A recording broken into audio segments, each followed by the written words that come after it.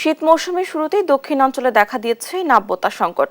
এ বিষয়ে বিস্তারিত জানাতে ভোলা থেকে যুক্ত হচ্ছেন সহকর্মী ছোটন সাহা। ছোটন, নৌ চলাচলের নাব্যতার কি প্রভাব পড়ছে?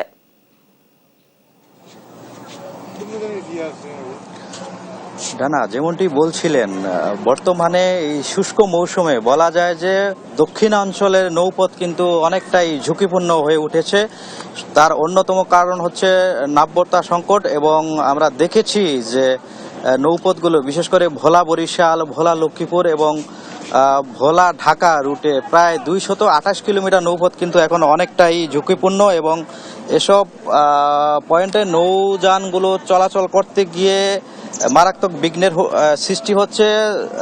ভোলা বরিশাল রুটে 2 ঘন্টার পথ কিন্তু এখন বর্তমানে 2.5 ঘন্টা লাগছে, এবং একই সাথে ভোলা লক্ষ্মীপুর রুটেও যে নৌযান চলাচল করছে সেখানেও কিন্তু অতিরিক্ত সময় কিন্তু লাগছে, এবং ভোলা ঢাকা রুটেরও একই অবস্থা। সেখানে 155 কিলোমিটার দূরত্বের কিন্তু বেশিরভাগ এলাকায় আপনার ডুবোচর জেগে উঠেছে। সেখানে 2 থেকে 3 ফুটের বেশি পানি থাকছে না, এ কারণে কিন্তু নৌযান চলাচলে ভোগান্তি পোহাচ্ছে। আমরা একটু যুক্ত করতে চাই লঞ্চ স্টাফদেরকে লাইভে।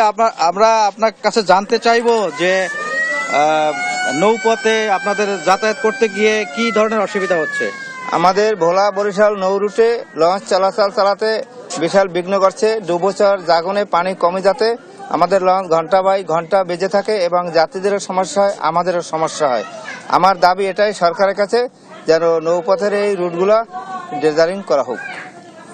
ধন্যবাদ। ডানা, যেমনটি শুনছিলেন লঞ্চ স্টাফরা দাবি করেছিল ড্রেজিং এর। তো আমরা একটু কথা বলতে চাই যাত্রীদের সাথে। আপনাদের এখানে যাতায়াত করতে গিয়ে কোনো অসুবিধা হচ্ছে কিনা? জি, আমাদের অবশ্য অসুবিধা হচ্ছে। আমাদের ভোলা থেকে একমাত্র উন্নত চিকিৎসার জন্য একমাত্র অবস্থান হচ্ছে আমাদের বরিশাল। তো এই বরিশাল আমাদের রোগী নিয়ে যাওয়া আসা আমাদের খুবই দুষ্কর। যেমনটি শুনছিলেন ডানা, যে আসলে সবারই কিন্তু আসলে দুর্ভোগ, কারণ জরুরি প্রয়োজনে যাদের যাতায়াত করতে হচ্ছে নৌপথ দিয়ে তাদের কিন্তু প্রতিনিয়ত এই দুর্ভোগটি পোহাতে হচ্ছে, এবং একই সাথে তারা দাবি তুলেছে ড্রেজিং যদি করা হয় সেক্ষেত্রে এই নৌপথগুলো আরো বেশি সচল হয়ে উঠবে, এবং বিআইডব্লিউটিও থেকেও বলা হয়েছে তাদের যে জরিপ কার্যক্রম সেটি তারা সম্পন্ন করেছে, এবং অতি দ্রুত ড্রেজিং কার্যক্রম তারা শুরু করবে। তো এ ছিল আমার কাছে নৌপথে যে নাব্যতা সংকট দেখা দিয়েছে তা নিয়ে সর্বশেষ তথ্য।